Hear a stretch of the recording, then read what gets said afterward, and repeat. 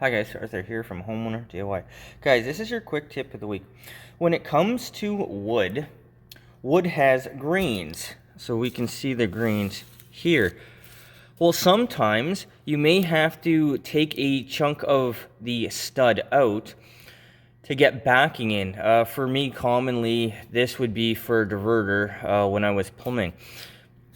But what you can do is you can use these grains as, I guess, fault lines, if you will. So I made a notch here. This end is completely open.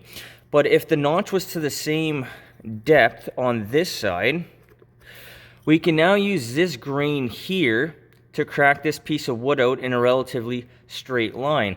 Now, this piece of wood right now is horizontal. Normally a stud would be vertical. And what I would do is I would take my flathead right here on the very corner. But you can also use this on the horizontal here.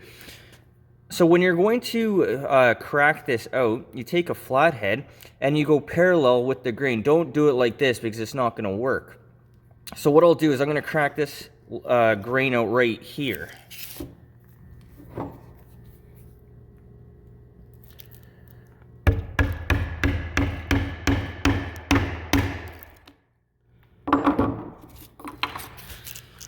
And now we have a relatively straight line. Now this back side will have to get cracked out a little bit more, but I'm already pretty close where I need to be without having to cut this.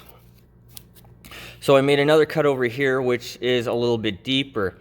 And then we have a grain line that goes across here. So it's going to be the same concept. Now, because this one is longer, you may have to start here and do another one here. And sometimes you'll have to do a third one. But what I'll try to do is I'll try to crack it here and see if we can take this whole piece out.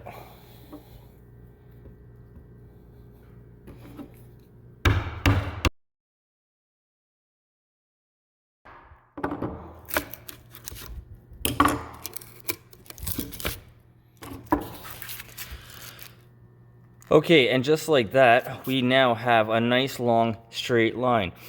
Now, this is faster than using a saw to cut, and also it's going to save your saw blades over the long term. So guys, when it comes to wood, you can use these greens as fault lines. This is something I learned in my time in wood frame construction. And this has saved me a lot of time and energy over the years. Guys, that is your quick tip of the week.